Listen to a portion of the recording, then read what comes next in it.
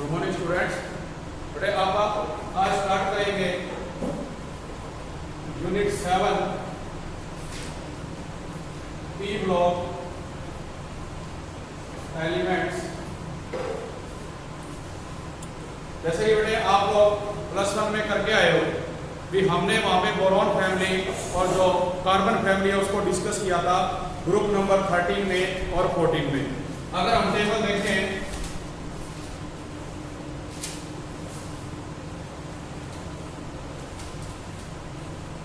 ये first group है, second 13, 14, 15, 16, 17, 18 और बीच में बेटे आपके पास क्या था डी ब्लॉक, एस ब्लॉक, इसको देते हैं हम नाम पी ब्लॉक। ठीक है, अब देखिए बेटे जो अपनी केमिस्ट्री है वो 3 टाइप की है, फिजिकल, इनऑर्गेनिक और ऑर्गेनिक। फिजिकल के जो 5 चैप्टर हैं 1 से 5 वो कर चुके हो। अब हम जो करेंगे चैप्टर वो इनऑर्गेनिक के करेंगे। इनऑर्गेनिक में आप देखेंगे जो 7वां, 8वां और बेटा 9वां चैप्टर है वो इनऑर्गेनिक केमिस्ट्री में आते हैं। और ये कह सकते हैं कि जो पूरी पीरियोडिक टेबल है वो इसके अंदर डिस्कस की जाएगी, क्योंकि जो 7th है वो आपका पी ब्लॉक रहेगा। 8th में आप पढ़ेंगे डी और एफ के बारे में, जबकि जो एस ब्लॉक है वो हम +1 में करके आए थे। तो चारों ग्रुप की स्टडी हो जाएगी और ये क्या करेंगे इनऑर्गेनिक केमिस्ट्री में आएंगे। जो अपने पास चैप्टर है 9वां वो इनसे जुड़ के जो कंपाउंड बनते हैं या जो कॉम्प्लेक्स आयन बनते हैं उन्हें हम क्या नाम देते हैं कोऑर्डिनेशन कंपाउंड का। तो वहां पे आप देखिए कि जो एस ब्लॉक है बेटा इसकी जो जनरल कॉन्फ़िगरेशन है वो NS1 से 2 तक होती है। जो आप पी ब्लॉक पढ़ोगे इसमें जो जनरल कॉन्फ़िगरेशन है ये तो बेटा फिक्स रहेगी NH2, जबकि जो NP है ये 1 से रहेगा 6 तक। मतलब जो हमारा p ऑर्बिटल है उसमें 1 से लेकर 6 तक इलेक्ट्रॉन आते हैं। तो जैसे कि आपने देखा कि हम बोरॉन फैमिली और बेटा जो कार्बन फैमिली है ये +1 में स्टडी कर चुके हैं। अब आपके पास जो नेक्स्ट है नाइट्रोजन, इसके बाद आएगा ऑक्सीजन, क्लोरीन और नियोन। ठीक है बेटे, ये हमने क्या करना है इसमें याद करने हैं। जैसे अपना जो 15th ग्रुप रहेगा इसमें जो एलिमेंट है nitrogen, phosphorus, arsenic, antimony, bismuth. ये बेटे अपने पास क्या है इसके अंदर जो एलिमेंट है वो रहेंगे तो 15th के हैं। उसके बाद जब तुम जाओगे 16th में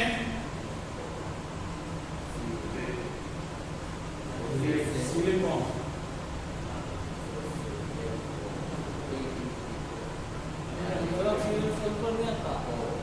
क्या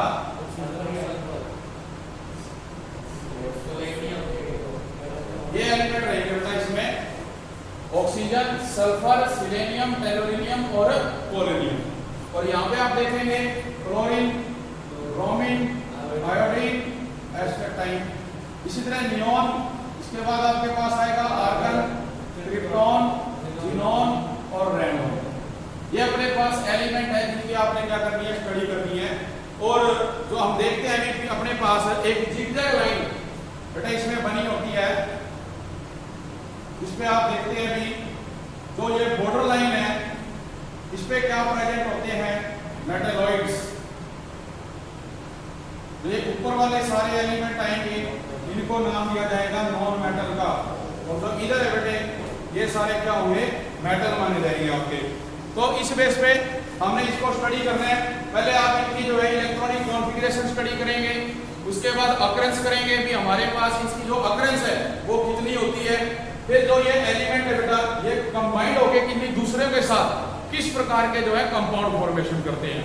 तो जैसे सबसे पहले हम इसके अंदर बात करें जनरल इंट्रोडक्शन की, तो वो आपको मैंने बताया कि जो एलिमेंट है जैसे 15th ग्रुप में नाइट्रोजन, फास्फोरस, आर्सेनिक, तो इस जो ग्रुप की 15th ग्रुप की जो कॉन्फ़िगरेशन रहेगी वो है NH2 NP 1 से 3।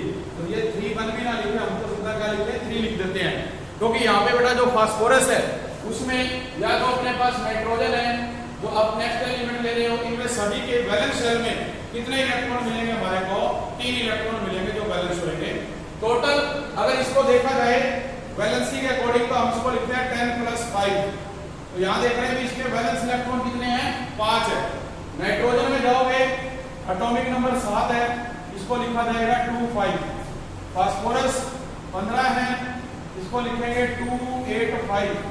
ठीक है, आगे चलते जाओगे तो यहाँ बेटा इसमें क्या है, सभी में आपको ये 5 जो इलेक्ट्रॉन है वो मिलेंगे वैलेंस इलेक्ट्रॉन के रूप में।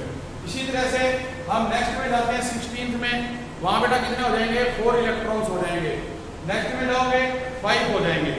एक बात इसमें जो आपने याद रखनी है बेटा, जो ये अपने पास क्या है 17 ग्रुप है हैलोजेंस, इसको आप नाम देते हो जो हैलोजन है,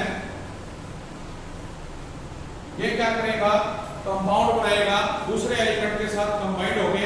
इसके अलावा जो ये हैलोजन है एक दूसरे के साथ भी क्या करते हैं, कंपाउंड फॉर्मेशन करते हैं जुड़ के। और जब ये एक दूसरे के साथ जुड़ेंगे, कंपाउंड फॉर्मेशन करेंगे, तो उसको बेटे नाम दिया जाता है इंटर हैलोजन कंपाउंड्स का। जैसे हैलोजन से आप देखते हो PCl5 बन गया, इसमें फास्फोरस के साथ क्लोरीन है। लेकिन हम यहाँ देखें अपने पास जो इंटर हैलोजन कंपाउंड है उसमें जो आप कंपाउंड हो गए, जैसे आपके पास है BrCl3, जो मोस्ट इलेक्ट्रोनेगेटिव है उसको हमने सेंट्रल मानना है, और जो लीस्ट इलेक्ट्रोनेगेटिव है वो उसके साथ जुड़ेगा। अब देख रहे हो जैसे क्लोरीन क्लोरीन ब्रोमीन, ब्रोमीन बाद में आ रहा है अपने पास, तो ये देखो यहाँ ले रखा है मैंने, इसके बाद क्या होने का, क्लोरीन का रखिए। ठीक है, और अगर इसको देखें तो और इसी तरह से दूसरे कंपाउंड फॉर्मेशन भी बेटे यहाँ पे क्या होगी, टेक प्लेस करती है। नेक्स्ट आपके पास जो आएगा नोबल गैस का आएगा। ये कहा जाता है कि जो नोबल गैस है जनरली अपने आप में बेटे स्टेबल होती है, लेकिन फिर भी जो नोबल गैस है वो भी क्या करती है, कंपाउंड फॉर्मेशन करती है। जैसे आप देखें कि जो जिनोन है, जिनोन डाइफ्लोराइड बनाती है, या इसको आप कह सकते हो जिनोन ऑक्सी डाइफ्लोराइड बनाती है। तो ये कैसे बनाएंगे, इनके ऊपर लोन पेयर प्रेजेंट होते हैं, और वो जो लोन पेयर है बेटे इन हैलोजेंस के साथ कंबाइन करके कंपाउंड फॉर्मेशन करेगी। तो ये चीज इसने अपने को जो पीरियोडिक टेबल है उसके द्वारा बताई भी कैसे कैसे आप लोगों ने इसमें करना है। एक बात और याद रखना, ये आपको पता है कि जो नाइट्रोजन है अगर इसकी बात की जाए तो एटमॉस्फेयर में आपको बेटा पता है कि ये 78% पाई जाती है सबसे ज्यादा मात्रा में। इसके बाद जो नंबर आता है वो किसका है, ऑक्सीजन का। ठीक है, तो जिसको हम क्या करते हैं, ब्रीथिंग के लिए यूज करते हैं ऑक्सीजन को। तो ये हमारे पास आएंगे जो एलिमेंट है बेटा इस ग्रुप में 15, 16, 17 और 18, जिनकी हम लोगों ने क्या करनी है, स्टडी करनी है।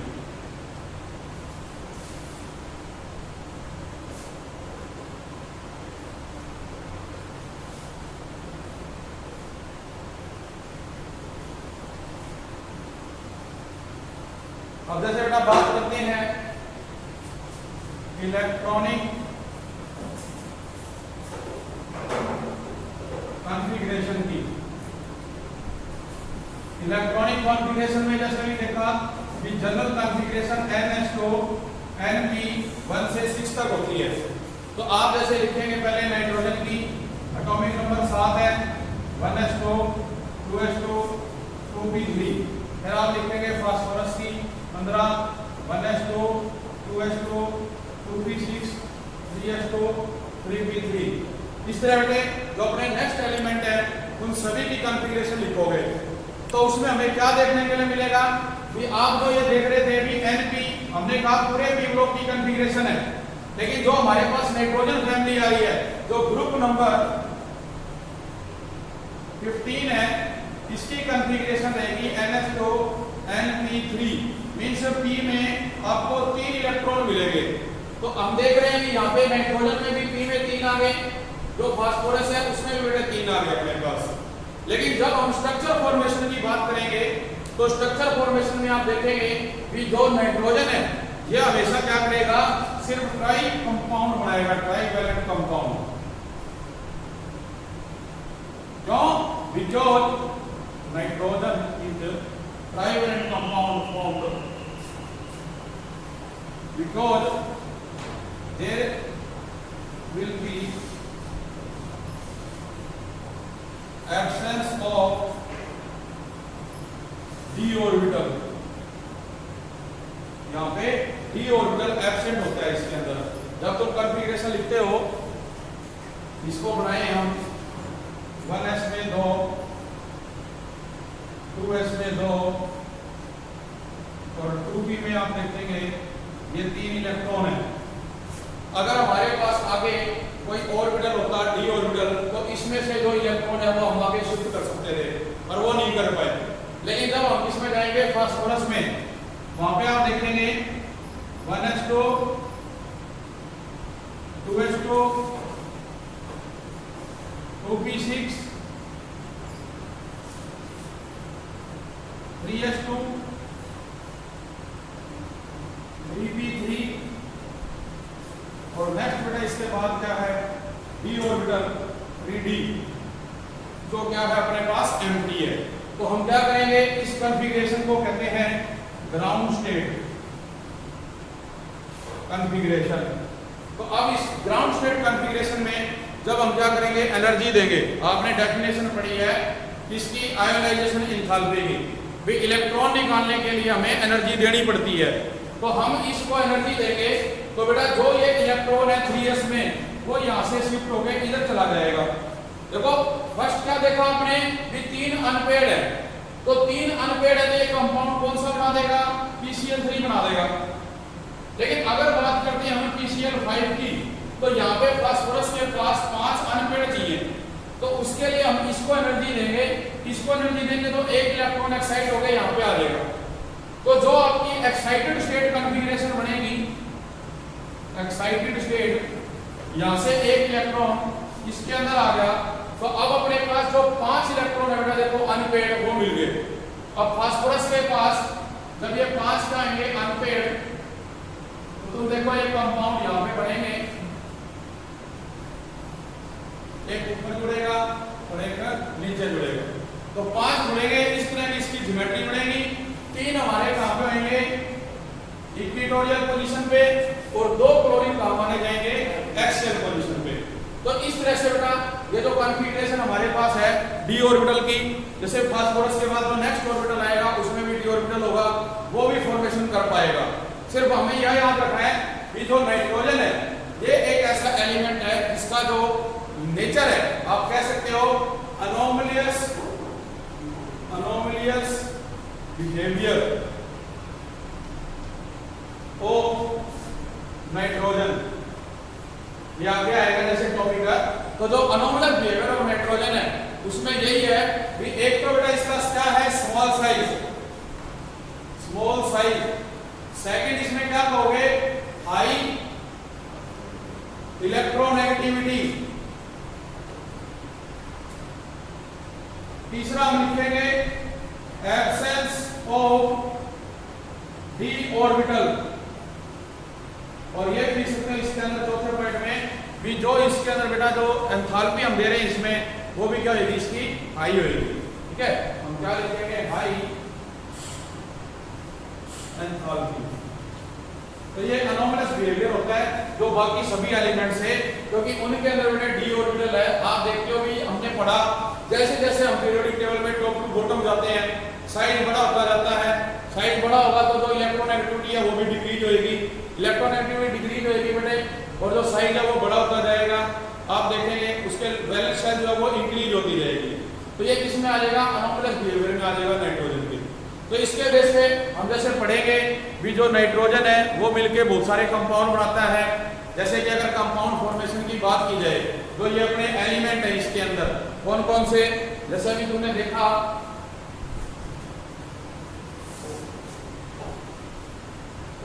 ये था नाइट्रोजन, फास्फोरस, आर्सेनिक, इवाइन और बिस्मिथ। अब इनको जो है अगर अलग अलग एलिमेंट के साथ कंबाइन किया जाएगा तो एक कंपाउंड फॉर्मेशन करते हैं। जैसे कि जनरली अगर हाइड्रोजन से जोड़ा जाए तो ये बन जाता है बेटा अमोनिया। इसको जोड़ोगे PS3, इसको हम क्या कहते हैं, फॉस्फाइन। इसको जोड़ेंगे आर्साइन, पीबाइन और बिस्मिथाइन। इस तरह से ये कंपाउंड बना रहे हैं।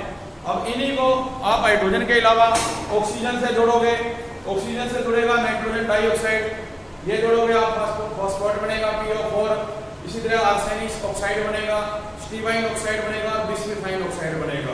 तो ये कंपाउंड फॉर्मेशन बेटे इसके अंदर टेक प्लेस करेगी जो हमने करनी है। नेक्स्ट जैसे इसने बेटे कहा हुआ है कि अपने पास जो फास्फोरस है, इस फास्फोरस के कुछ जैसे कहते हैं एलोट्रोपिक फॉर्म्स होती हैं। जैसे फास्फोरस के भी जैसे आपको बताया सिलेबस में अपने जो है वो टॉपिक कट गया, लेकिन आपको पता होना चाहिए कि जो फास्फोरस है, फास्फोरस ये 3 प्रकार का होता है बेटा, रेड, व्हाइट और ब्लैक।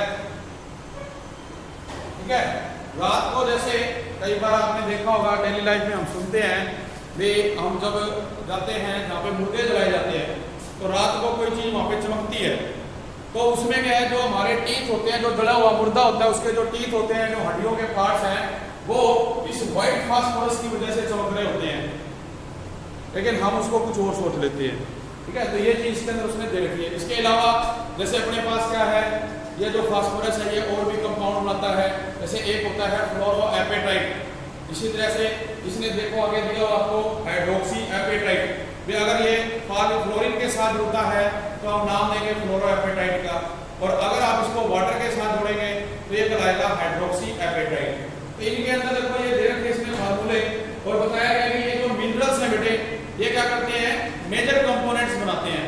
फार्मूले जो इसमें बनाएंगे जैसे फ्लोरोएपेटाइट, इसके अंदर आपको दिया हुआ है फ्लोरोएपेटाइट, इसका जो फार्मूला बेटे आप लोगों को दिया वो दे रखा है Ca3PO4 की ट्वाइस, और साथ में बेटा है कैल्शियम डाइफ्लोराइड। तो ये अपने को फार्मूला दे रखा है इसने किसका, जो फ्लोरोएपेटाइट है। ठीक है, इसको आपने याद रखना है। आपसे मल्टीपल चॉइस के अंदर ऑप्शन देके 4, और ये पूछा जा सकता है which is the chemical formula of fluoroapatite या which is the formula of hydroxyapatite. इस चीज को आपने याद रखना है। चैप्टर रीडिंग जरूरी है बेटे, मल्टीपल चॉइस। जैसे बोर्ड ने पिछले साल ये तय किया था भी जो पेपर होंगे उनमें जो अब हुए थे जैसे पेपर, वे उसमें क्या करेंगे, वो बुक में से 20% डालेंगे। नेक्स्ट ईयर जैसे कि अब तुम्हारे टाइम में जो 21 में पेपर होंगे उसके अंदर 35% डाला जाएगा। नेक्स्ट ईयर से आगे बढ़ता जाएगा, क्योंकि हम लोग बुक नहीं पढ़ते, पीछे क्वेश्चन रखे वो पढ़ लेते हैं। ठीक है, या जो अपने एग्जाम ईयर आते हैं उनको स्टडी कर लेते हैं।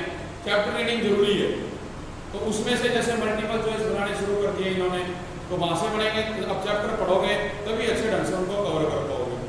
नेक्स्ट जैसे इसने बताया बेटा, आप लोगों को पता है कि जो फास्फोरस है ये एसेंशियल अमीनो एसिड माना जाता है। जो बायो वाले स्टूडेंट है आपने पढ़ा हुआ है एडीपी और एटीपी, जो एडिनोसाइन डाइफॉस्फेट है, एडिनोसाइन ट्राइफॉस्फेट, जो बेटे एनर्जी के लिए हमारी बॉडी के अंदर यूजफुल माना जाता है। ठीक है, और जो अमीनो एसिड है अल्फा अमीनो एसिड, वो तो हमारी बॉडी के लिए देखो बहुत जरूरी है। 20 टाइप के जो अमीनो एसिड है वो हमारी बॉडी में प्रेजेंट होते हैं। 10 ऐसे होते हैं जो अपनी बॉडी अपने आप बनाती है, और 10 ऐसे होते हैं जो बाहर से, जो आप बेटा फूड खाते हो, जैसे कहते हैं कि पालक खाना चाहिए, पनीर खाना चाहिए, उनसे अपने को प्रोटीन्स मिल रही है, तो वो जो अमीनो एसिड है वहां से प्राप्त किए जाते हैं। तो वो चीज इसके अंदर अपने को बेटा बताई। इसके अलावा ये कहते हैं कि जो आर्सेनिक, एंटीमनी और बिस्मिथ है, ये सभी बेटे क्या करते हैं, इस तरह के कंपाउंड फॉर्मेशन में हिस्सा लेते हैं।